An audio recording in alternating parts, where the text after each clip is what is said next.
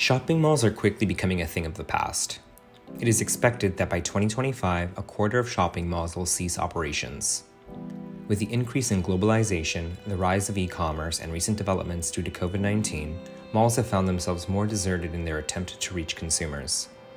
In a normal development cycle, buildings can be easily repurposed or replaced, but malls are considerably larger and more complex. As greenhouse gas emissions continue to skyrocket, we believe all efforts should be made to think in terms of life cycles and move forward in a way that's environmentally forward-thinking while flexing creative solutions to minimize climate change.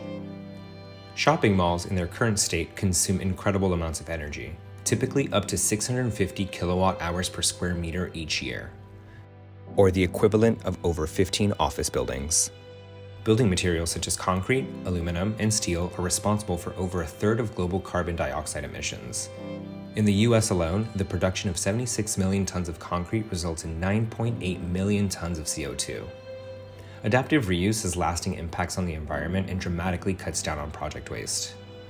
Acquiring an existing property preserves the site and building, resulting in less physical and energetic waste through reuse of discarded materials, decreased transportation, manpower, and construction. The U.S. produces about 160 million tons of building-related construction and demolition debris, which accounts for 2/3 of solid waste generated in the country. The establishment process of buildings accounts for 38% of the world's carbon dioxide emissions, while also using 40% of the raw materials. According to the Green Building Council, the construction sector utilizes more than 400 million tons of material a year. Adaptive reuse, by definition, refers to the process of reusing an existing building for a purpose other than that which it was originally designed or built for. Repurposing the venue will reduce consumption of building materials, resources, energy, and water needed for new construction while maintaining the embodied energy of the original build. New buildings have much higher embodied energy than those which are adaptively reused. Our proposal is to design and create a community center which provides safe shelter, transitional housing, and essential resources for the houseless community from the bones of a shopping mall.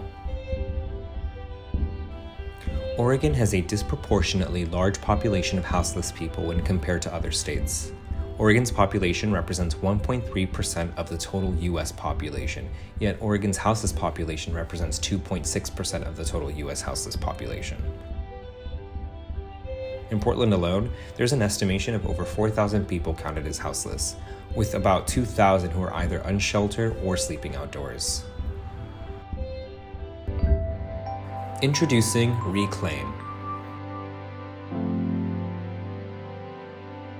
Our vision is an amalgam of dormitory-style living spaces, a wellness center, a medical detox facility, renovated food court, communal bathrooms with energy-efficient hand dryers and showers, a transit hub for easy transportation around the city, natural landscapes reintroduced into parking lots with gardens to grow food and walking trails, as well as a media center for access to computers and internet. When comparing cost, the renovation of mixed-use spaces costs about $82 less per square foot than new construction. Reclaim has the potential to reduce harm to unsheltered folks while increasing opportunities for wellness and rehabilitation. In terms of the building, rehabilitation typically takes half to 3/4 the time necessary to demolish and reconstruct the same floor area.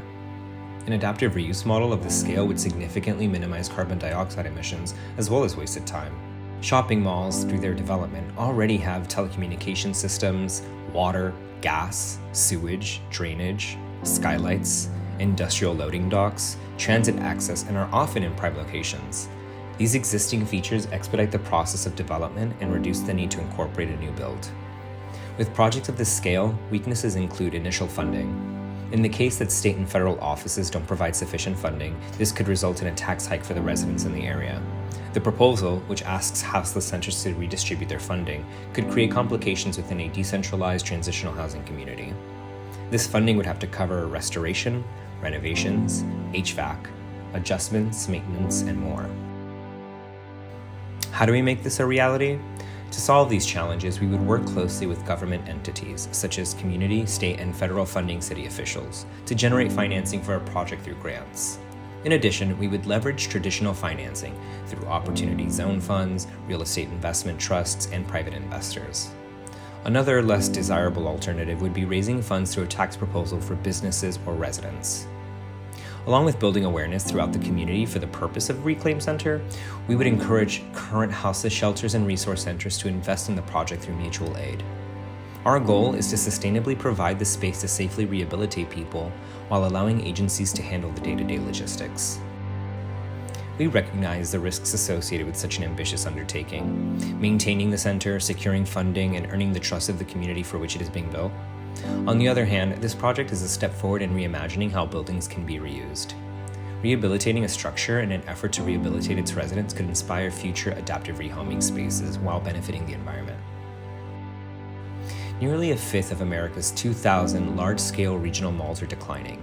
Instead of allowing another building to contribute more CO2 gases through demolition and reconstruction, the adaptive reuse of a shopping mall aims to provide safe shelter for a community which has been overlooked for far too long.